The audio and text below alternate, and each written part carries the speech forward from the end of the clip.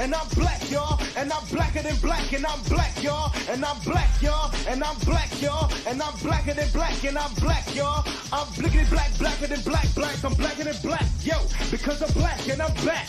Yo, I'm black and I'm black, y'all. And I'm blacker than black, and I'm black, y'all. And I'm black, y'all. And I'm black, y'all.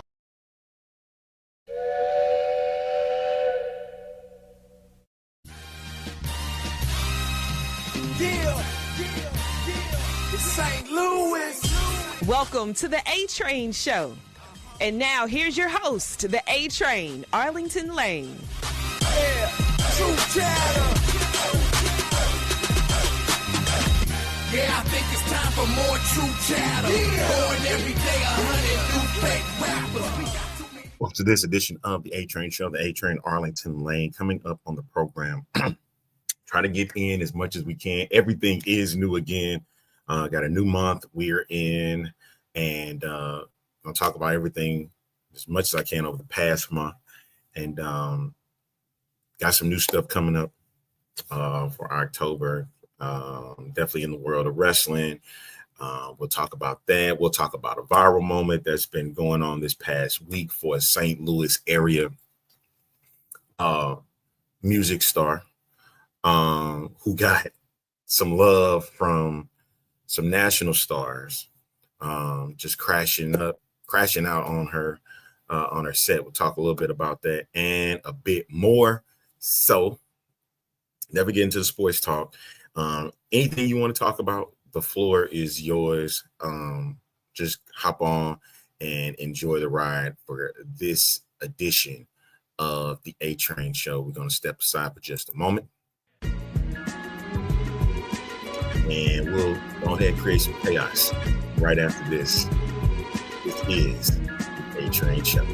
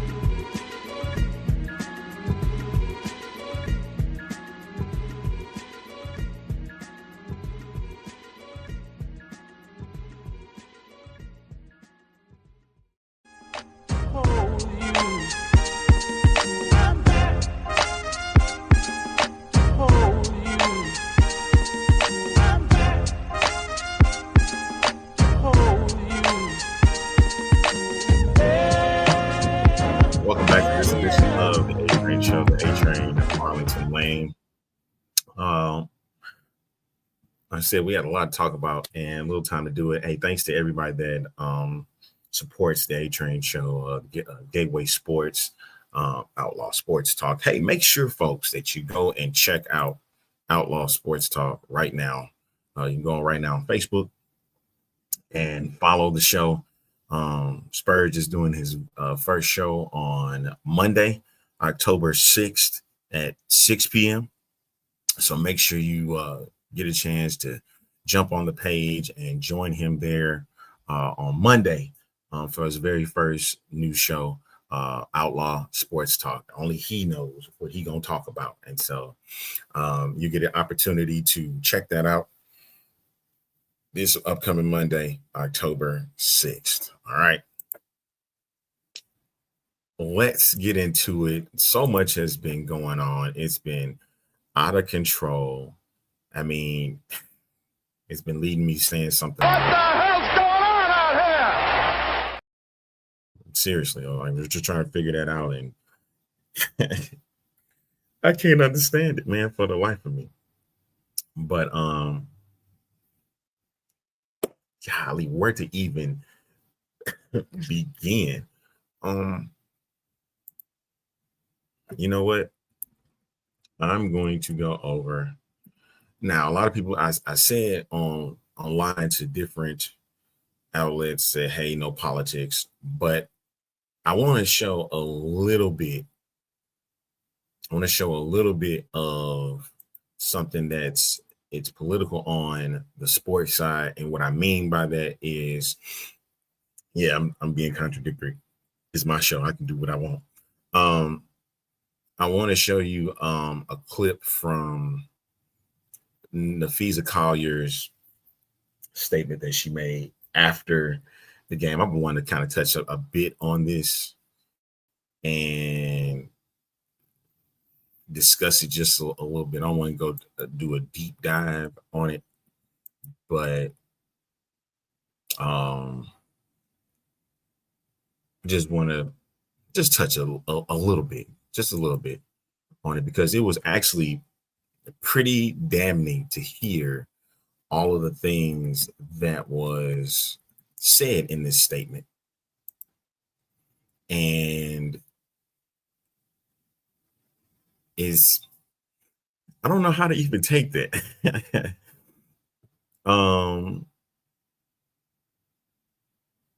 It was very calm. It was very, very calm how this transpired. So conversation is not about winning or losing. It's about something much bigger. The real threat to our league isn't money. It isn't ratings or even missed calls or even physical play. It's the lack of accountability from the league office. Since I've been in the league, you've heard the constant concerns about officiating, and it has now reached levels of inconsistency that plague our sport and undermine the integrity in which it operates. Whether the league cares about the health of the players is one thing, but to also not care about the product we put on the floor is truly self-sabotage. Year after year, the only thing that remains consistent is the lack of accountability from our leaders. Sorry, I had to walk here in my boot. I'm kind of out of breath. The league has a buzzword that they've rolled out as talking points for the CBA as to why they can't pay the players what we're worth. That word is sustainability. But what's truly unsustainable is keeping a good product on the floor while allowing officials to lose control of games. Fans see it every night. Coaches, both winning and losing, point it out every night in pregame and postgame media. Yet leadership just issues fines and looks the other way. They ignore the issues that everyone inside the game is begging to be fixed. That is negligence. At Unrivaled this past February, I sat across from Kathy and asked how she planned to address the officiating issues in our league. Her response was, well, only the losers complain about the refs. I also asked how she planned to fix the fact that players like Caitlin, Angel, and Paige, who are clearly driving massive revenue for the league, are making so little for their first 4 years.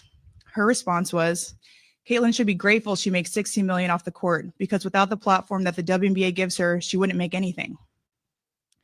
And in that same conversation, she told me players should be on their knees thanking their lucky stars for the media rights deal that I got them. That's mentality driving our league from the top. We go to battle every day to protect a shield that doesn't value us. The league believes it succeeds despite its players, not because of them. You hear that?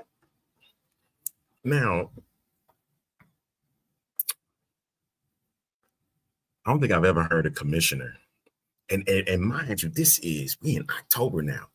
And this occurred a few days ago from Napheesa Collier. And she said this. That means she kept the notes. She kept them. So they've been there. She said this was back in February that she said this.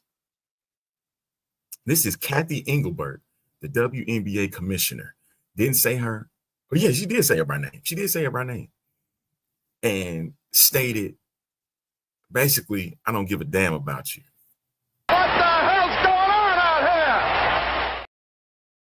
Come on, yo. What's up? What's up with that? So basically, you just sat there and then turned around. This is Cathy Engelbert's reaction. You get nothing. You lose. Good day, sir.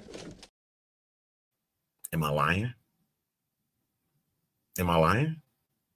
She basically turned to them and said, you get nothing, or I gave you what you need, and you should be grateful for it. That's the dumbest thing I've ever heard in my life.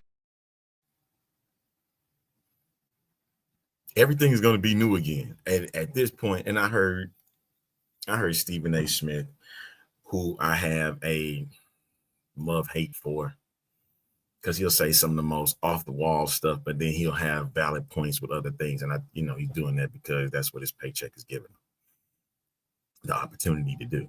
So he does it. So my thing is,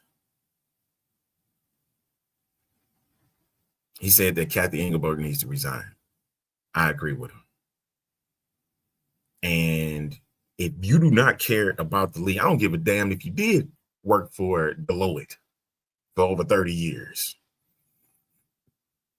And you've been getting high praise in the past about your work with that. But here you're dealing with a league. You mentioned sustainability. You don't care about the sustainability. That's the same thing I feel. I'm not going to go deep into it, but I'm going to touch on it when I can on tonight's X-Fan show at 8 o'clock. Did you hear that, Spurge? 8 p.m. Going to touch a bit on that about sustainability and leadership. If you care about the league, then you'll do better for the league. And then the argument is going to be, well, if it was she mentioned Caitlin Clark, that Caitlin should be grateful. What are you saying? And you can sit there all day and say, I was just kind of just messing around. But no, it was said. It was said in a public forum. Okay, it was in private. Fine. It was said where people could hear you. And you sat there and just basically took a crap on your league that you are the appointed commissioner for. And if I'm not recall, was it the 30? It's been 30 years now. She's the first appointed commissioner. And this is how you treating the league? Yeah, you need to go ahead and make a statement and quit. That's horrible. That's horrible.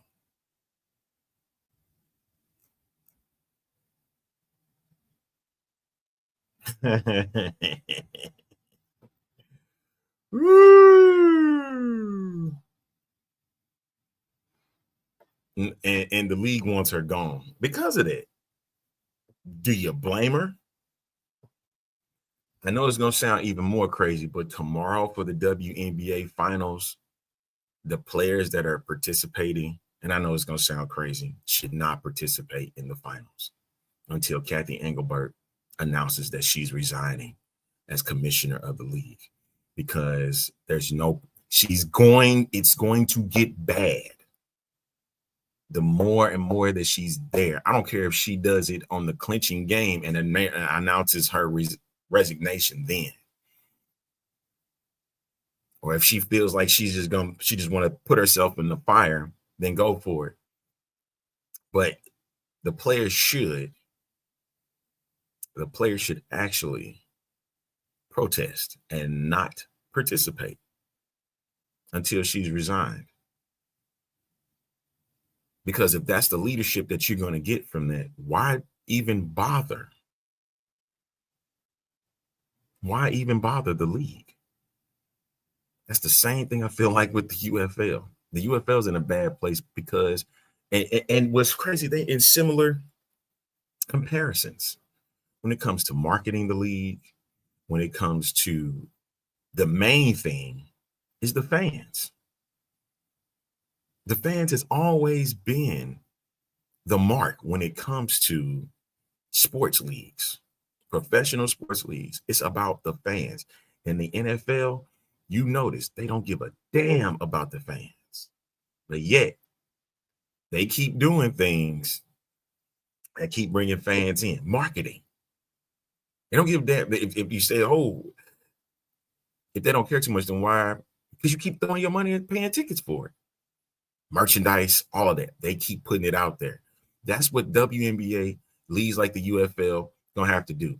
When doing the X-Fans show, and we had Commissioner Mike Kelly on the show, one of the things that he discussed was making sure it got to fans. Fans was the important thing of the league. Granted, the league is going to be in a regional state, but the main thing that he was preaching on was getting the benefit for fans. Fans is what makes the league. That's how they watch the league. That's how they go to these games and cheer on their favorite teams or boo teams, or boo the opposing teams. That's what it's meant for. So could you imagine these arenas, these stadiums, in any league, and they don't show up or don't watch, they decide I'm just not going to watch the sport. You know the massive cost that would be? It's like people going to watch it because it's already instilled in their heads to watch. Yes, of course. But there's a 4-word term called F around and find out. If you choose to be that type of individual, or in a commissioner or league executive or owner, and think that people will not buy in if you're not putting down, they will remove themselves from that. They will find something else to participate with or watch something else. That's why you have fans. Now, understandably so, fans do not dictate the league, but they have a powerful voice enough where there can be a shift. It's powerful enough where a shift can be made. And I really do believe at this point, that's where we're headed. Case in point with the WWE.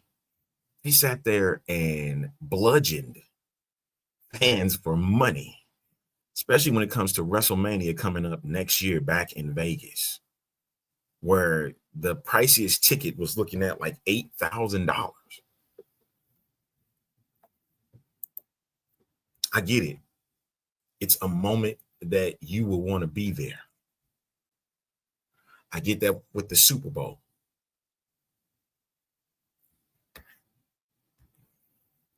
I get it. It is a once in a lifetime opportunity that many are not going to be able to participate in. So that's why we stay home and we watch it. But you have also chose to bludgeon the fans at home. You have to understand there are a lot of areas of streaming where you can catch your favorite event. When WWE made that deal with ESPN, I thought that was preposterous. And then it wasn't just because of WWE that they jumped the price at $30 a month, because what you're going to get with ESPN is everything. ESPN everything basically is what they were going for. And so they believe that $30 is a significant price to get everything that you want to see at the tip of your fingertips. Tablets, laptops, computers, streaming on your TVs. They believe $30 is a perfect price. The problem with that is with WWE from 10 years ago having their own network at $10 a month, slightly going up to I think about 15, which was cool. Just a little surprising, but it was at $9.99 a month. And the fact that that did not sustain, back to that word again, sustain, it boggles my mind that such a terrific idea, a quality network could not sustain that price. Even if it went up $3 going into year 10, it would have been okay, because people would have bought into that product. And hearing the stories about Vince wanting to make sure families got the opportunity, I think that was the same thing that was going to happen with the XFL. He wanted to make sure that families got the chance to go and see the game.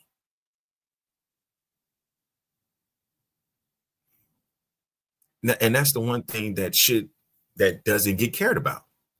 You want the money, but you don't care about the fans themselves. If fans were to take a stand against professional sports leagues as a whole, it would do massive damage to that league, even if it was for a month's time, even a week. If they were decided, I'm going to watch something else and not watch a sporting event, it would cause massive damage. Like, hey, what's going on? Why we so low? But you can't, because you want to be a part, the fans want to be a part of the experience. That's what's bringing them in, is the experiences. And somehow, some way, that's going to have to change. That's right. Add music concert ticket prices to that list. Because it's an experience. Like, who's going to want to go to these events if everything is inflated so high? I don't know.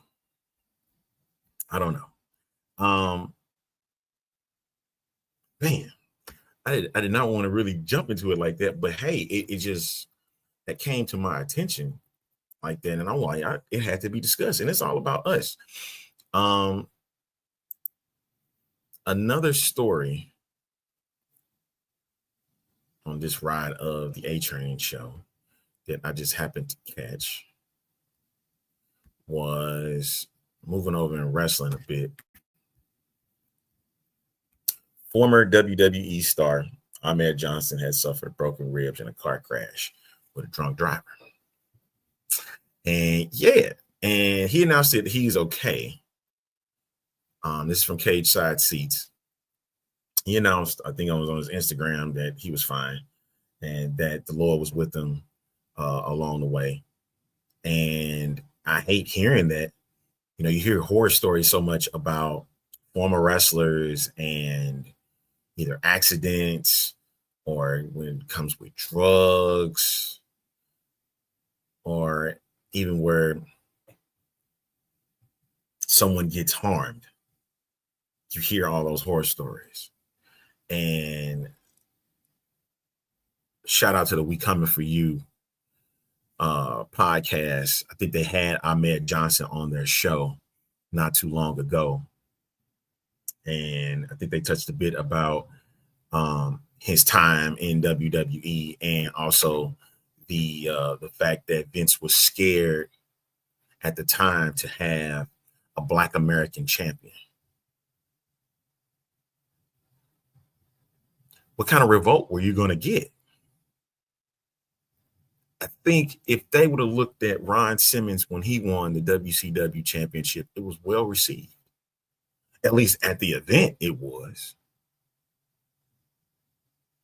At the event, it looked good. But and I don't know if it was because of a shift that was happening in WWE at the time. You know, they were headed into the Attitude Era. And that's around the time when Ahmed Johnson was participating, like right at the start. And WCW was killing them in the ratings and stuff. And maybe a change like that could have brought some more attention to the mix. I mean, we all know the story of the Monday Night Wars. This was around that time when everything was transitioning over to the Attitude Era, and the way that WCW was playing their ball game is playing hardcore. They got a little grittier, and so WWE decided to do the same. And so that's interesting. If you get a chance, We Coming For You podcast had guest Ahmed Johnson, and that's over with my friends at the Straight Outta Low Cash Network. So shout out to them. They be getting awesome guests. I've seen they have Kevin Nash on the show too. And so one day we're going to get to that stage. One day we're going to get to that area, and we'll have some guests like that. I remember having actually get a chance to phone conversation with Joe Laurinaitis.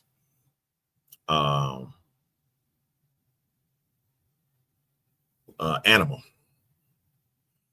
Cool experience. Did he come? I can't remember. I really can't remember he came in the studio or not. I think he did it over the phone, because he tried to make his way to the studio and he couldn't. And yeah, so he did one over the phone, and it was actually cool to hear him and talk about his career, talk about the pops. Like, I love stories like that, you know, the good times before we get to the tragic horror stories and stuff that happens after wrestling is over. And a lot of people living out their character. Case in point, Virgil.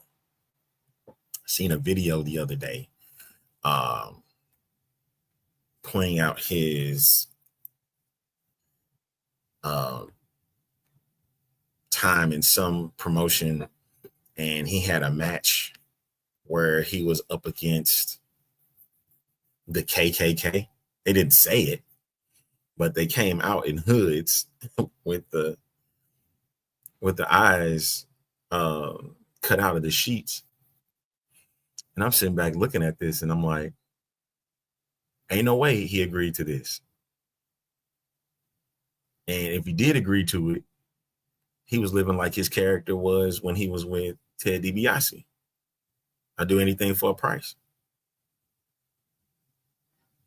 And that's just wild to me, man. It's just wild to me that he would go on this route to do that. But you'll do anything for $1, man. I was told that if you try to ask him for a picture, and I hope I'm wrong, please let me be wrong. If you're trying to ask him for a picture, he wants money for it. You got $5. He wants some money. And I heard a story about how he had a hotel room where he didn't have it. He bunked with somebody that had a hotel room, and he didn't leave until they were leaving. They were going to handle their business. He stayed in Rouge slum. He thought it was going to be for a night. Turned out to be a weekend.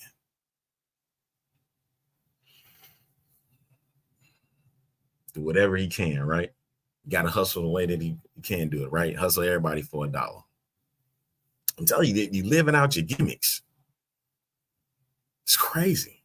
That's crazy. Like, for real, man. Couldn't do it. All right, let's move over to some baseball a bit. Baseball playoffs high in effect. And we got some game 3s today in the wild card series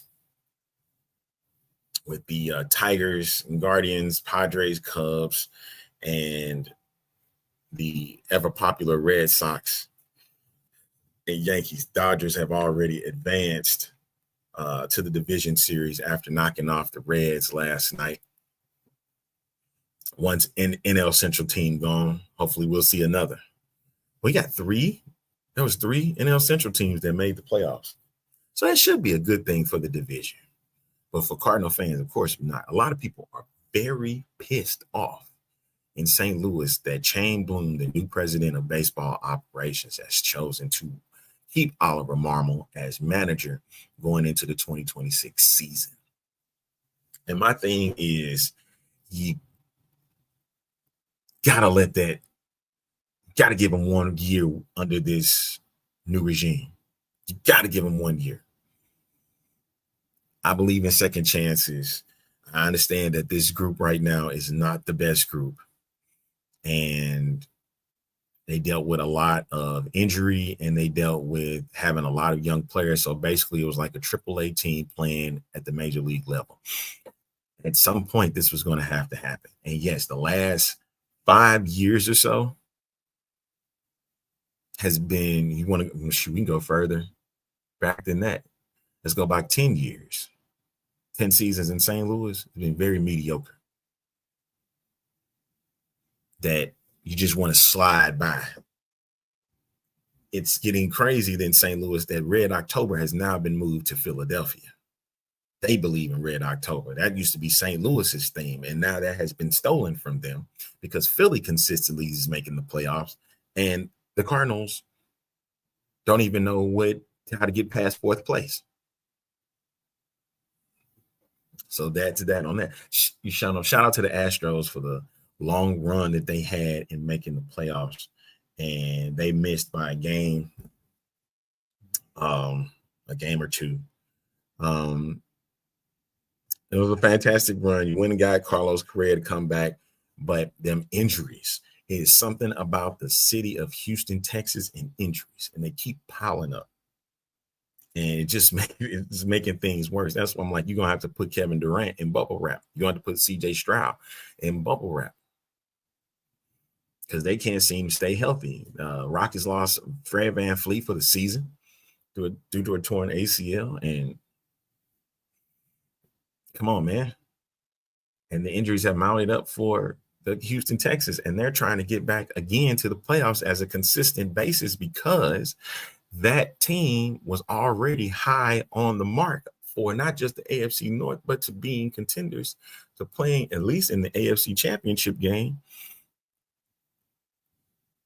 And so they're dealing with their struggles. They did get a good win against Tennessee, and that was needed, 26-0. Only time will tell to see what happens here. I think they said that the Texans was the last team to start off 0-3 and still make the playoffs. So they got the Baltimore Ravens coming up on Sunday in Baltimore. Want to be a tough one, and they're saying Lamar might not even play, so you might have a better chance. You got to take what you can get at this point. You can't even be mad about it if you're a Houston fan. So we'll see how that one translates as we get towards Sunday. Just make sure y'all tune in tonight to the X Fan Show at 8:00. Definitely talk more about a bit of what I was talking about with this fan stuff and UFL. I think there's a special guest coming in. We'll find out come tonight. So just make sure you tune in at 8:00 on the X Fan Show, Twitter, YouTube, and Facebook channels. As always, you can check us out here. Did I removed it? No, there it is. Okay. I was like, man, what am I doing? Make sure you check us out at Facebook.com, YouTube.com, X.com. Make sure you see all of that. That's where I'm located when I do this show. So that's that on that. The MVP race. I want to touch a bit on that. especially on the AL side. I think we know who the MVP is going to be. And on the National League side, I think it's a cinch. Unless it's going to be some wide open case. I think we kind of know who the NL MVP is going to be. Back-to-back years. I don't think Kyle Schwarber can win the MVP. And this is, if I'm correct, this is the problem that I have with this MVP race. This is the problem I have. Granted, the two league leaders in home runs right now are Cal Raleigh and Kyle Schwarber. The problem is that both of their batting averages are 240 and below, or 250 and below. And that is not make a case for most valuable player. It does not make any case for a most valuable player award. It sucks, but that's the way it is. When you look at a most valuable player, you look at his batting average, you're looking at his OPS these days, and you're looking at the runs he's driven in, of course, the home runs and the hits. Then you look at the moments he has delivered during games. And it sucks that the batting average can kill it. And where we're at now, I'm thinking that Schwarber and Kyle Raleigh are not going to win their respective MVP awards. And it sucks. That's horrible. It's horrible to even say that. Raleigh hit 60, which is a Seattle Mariner record. And Schwarber hit 56, which I think that led the league too. But their batting averages are terrible. Schwarber's was at 240.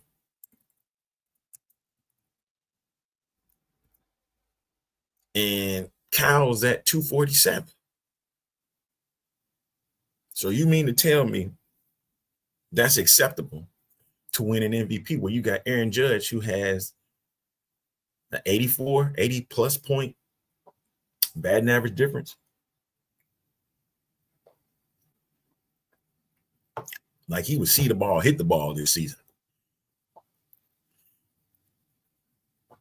And his OPS was 200 points higher than Cal Raleigh, or close to 200 points. And how can you, as much as I hate to even say this, how can you deny the talent of Shohei Ohtani over Kyle Schwarber? Yes, it sucks that Schwarber cannot pitch. As a matter of fact, Ohtani's doing his postseason pitching debut in the next round.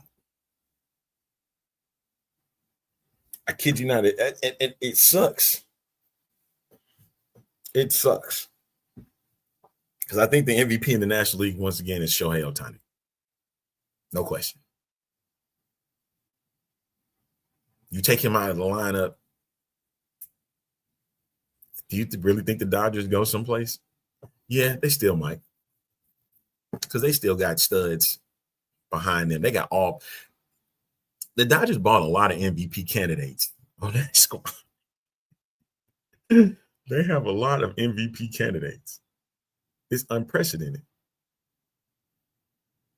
Because I think Freddie Freeman was an MVP at one point. Mookie Betts has his name thrown around in MVP candidate opportunities. Like, it's unheard of. And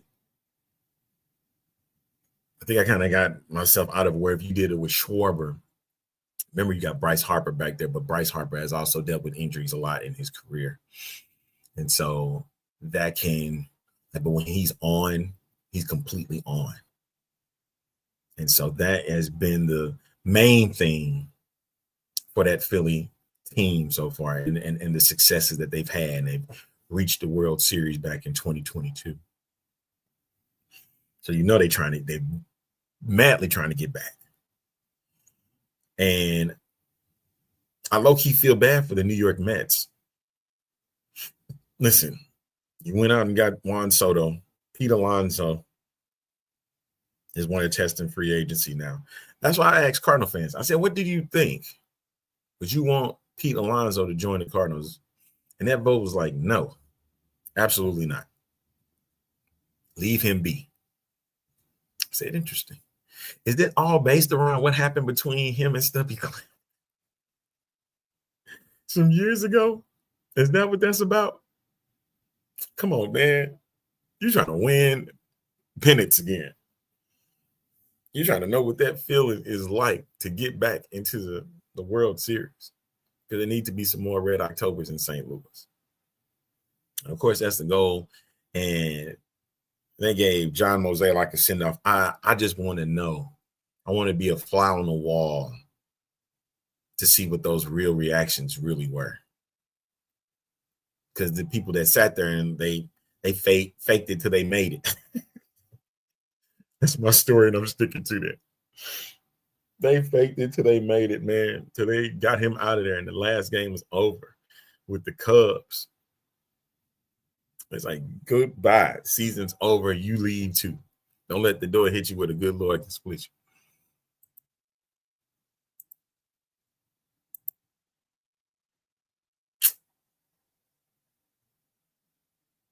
So, yeah, I think at this point right now, the MVPs are going to be Aaron Judge and Shohei Ohtani. It sucks for Cal. It sucks for Kyle. It really does, man. Like, I just don't see them getting through winning this award. It's just not going to happen. All right. I was going to do picks, but I'm just going to wait till tonight. I didn't even get a chance to finish up the picks that I made from last week. So, again, that's all tonight. Oh, and another thing. There should never be a tie in the game of football. Let me repeat that. There should never be a tie in the game of football. I bet you that XFL, UFL overtime rule starting to come in really nicely now, don't you think? Don't you think? I bet you would have loved to have that rule out there. You're stealing everything else and claim it's innovative. Go ahead and steal that too.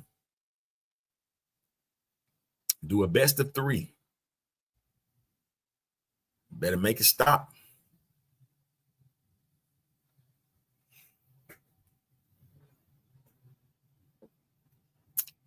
Yep. That would not hurt the game. That will not hurt the game of the NFL. Overtime rule sucks. And you saw that, and it led to a game that was 40-40. And I'm blasting the Green Bay Packers for allowing them to let the Dallas Cowboys score 40 points as well. Yeah, I'm going after your team, Robert Bailey Jr. 40 points. You allowed them to give 40 points. But at least Jordan Love had a great game. And I'm sorry I didn't use him in fantasy this week because I was really hoping that Justin Herbert was going to do the job against the Giants, and he messed around and got beat. Makes me question him from time to time. Start off good, and then he start off horrific. I hurt myself, so yeah, bear with me, man. I'm bleeding. But anywho, yeah, that NFL week, that week 4, I'm glad that's over because that was some bull. But yeah, we got the MVP race, we got the wild card series, It's going on right now. Well, it starts in about 10 minutes or so. It's a game 3 between the Guardians and Tigers, and I said the Cubs and the Padres, and then of course Red Sox and Yankees. I'm picking Guardians, Padres, yuck, and the Red Sox. I can't stand the Yankees. I can't stand them. And so I got the I guess the lesser of two evils, you go with Boston Red Sox in this case. So that's tonight for that. Also, checked out WWE. There is a new champion in NXT. He goes by the name of Ricky Saints. For those that have followed Ricky Starks was in AEW.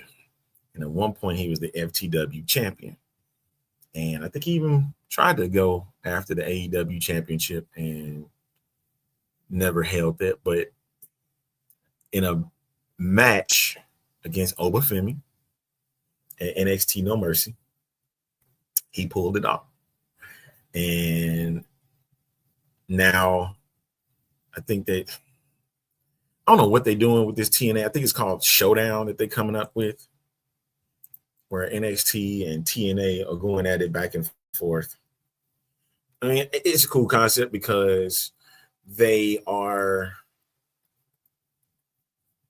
that partnership has quite worked out because you're seeing a lot of people from formerly of WWE find their way back to WWE through NXT. And I really wish we got to change this up. NXT cannot be for development anymore. NXT is just it's just a third brand because y'all utilizing it this like it's going to be like this at Survivor Series or War Games and stuff like that. I don't need anything different. Like, it's a brand. If we got LFG, if we got WWEID, you got the Evolve on Tubi, let that be development. NXT is a brand now. You got NXT stars that are on TNA winning their championships. But I do find it funny that nobody in TNA has a WWE title. Or maybe am I tripping? Am I tripping? Let me know. Let me know if I'm tripping. But everything is new again because now we in the era of Ricky Saints. I like Ricky Saints. I like him and Ethan Page. When they're together, they're both former AEW guys. And Cody Rhodes said it best, but I think it was just before Ricky had left AEW. He said that he came up with Sean Starks, my bad, Ty Dillinger, because that's what he is to me. He'll always be that to me. Ty Dillinger, Lexis King, and I forgot who else he told. I think it was Ethan Page. He said, "You're all in a good place." And that's been showcased. So I think Ty Dillinger has won the North American Championship. He has Ethan Page is the North American Championship, was the NXT champion. Ricky Starks is the NXT champion currently. Lexis King, I think, won the Heritage Cup. But they won something. So they placed props with everybody. So it ain't nothing wrong with that.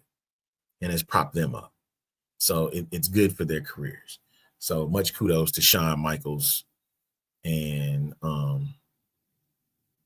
Triple H making sure that they are taken care of. And I get it. A lot of people are upset that those guys are getting more shine than the ones that's already on the roster. Case in point with this women's championship. You keep putting Jada Parker in it, but you're not giving her nothing. Y'all making her work hard for it. Because the day that she walks out any NXT event with that title, it's going to be hell in a handbasket to deal with. Hell in a handbasket, especially if Jordynne Grace gets the title before she does. But I hate to say that they probably going to make her a mid-carder, and I don't think she is. She's a main eventer. Well, that's just me. Okay. Of course, Roman Reigns popped up in Carolina. That was good to see. Interestingly enough, what is the matches looking like for Crown Jewel next week? I really won't care because I'm not going to see it. So far, we got, oh, yes, I forgot. You know what? They are kind of cool right now. Ripley EO versus Kabuki Warriors. I really think that EO is going to double cross Rhea Ripley. That's just me. John Cena, AJ Styles, one more time. I hate that it's not going to be on American soil. That's just me saying that one. Stephanie Vakir versus Tiffany Stratton.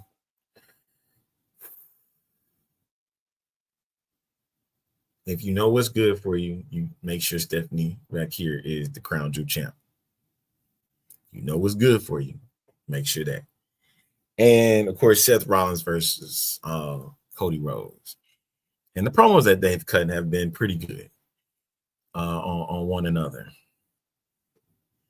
That as much I would rather have Seth Rollins win that match, it would be better if Cody Rhodes beats Seth again. It draws more ire.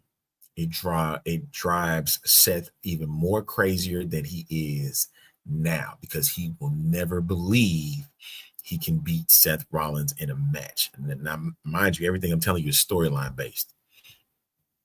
I think it would be better for the story is if Cody beats Seth again, and they're using some type of dirty tactic that Cody uses that will draw so much ire to Seth that he's going to be irate, because Seth finished Cody's story. He sacrificed himself. And I think the theme here using is sacrifice for this match. Who's going to be the sacrificial lamb here? I don't think it's Cody Rhodes, because they look at Cody Rhodes as the top guy. And that makes Seth heated, like it is right now. Seth is hot that he really ain't the guy. In his mind, he believes he's the guy. You have a visionary, you have a right-hand man in Paul Heyman that believes he's the guy. And he's not getting looked at as the guy. The WWE Championship holds more weight than the World Heavyweight title does. And they're both considered top championships. And you got top guys sitting on it. And here's the thing. Cody has Seth done any movies? I don't think Seth's done any movies. And that's because he works 350 days out of the year. And there you might as well play the angle on I'm here more than you are, because that gets played a lot. I'm dedicated more to this craft than you are. You're going out shooting movies. You're going out, and it's a level of haterism that is always gets regurgitated over and over and over and over again. You can't get mad at it because it makes the storyline greater than it is. It makes it better. Let's say that. But you're going to consistently hear that. I'm here more than you are. I should be at the top of the mountain, not you. And so when you have a guy like Roman Reigns, they can come whenever he feels like it. But listen, I understand he's sick. Understand it. He's sick. But that's how his schedule is going. And he's doing other things. Same thing with Cody Rhodes. He's doing other things. He's done movies. He's about to do another movie. What is Seth Rollins doing? Okay, going Good Morning Football and stuff, doing football analysts. But I haven't seen him on TV. His wife done television. They say she's more bankable than he is. That all can draw the ire of Seth Rollins. That can make him go ballistic. And him losing to Cody for the 4th time, it'll drive a man crazy. It'll drive a man crazy. So they should go ahead and do that. That's how I would pull that one out. What the hell's going on out here? What you mean, Vince? Ain't nothing wrong here.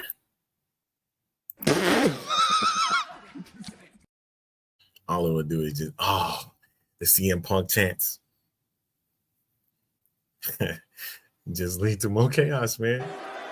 What do you guys want to talk about? See what I mean? All right, gang. I didn't think I was going to be able to do it, but I did, man. So, yes, one more time. It got to the end, man. I didn't think I could, but here we are. Out with a book. All right, y'all. See y'all tonight on the X-Men show. Then Tuesday. Don't forget Monday. The All Sports Talk show with Bird. Okay. See y'all later.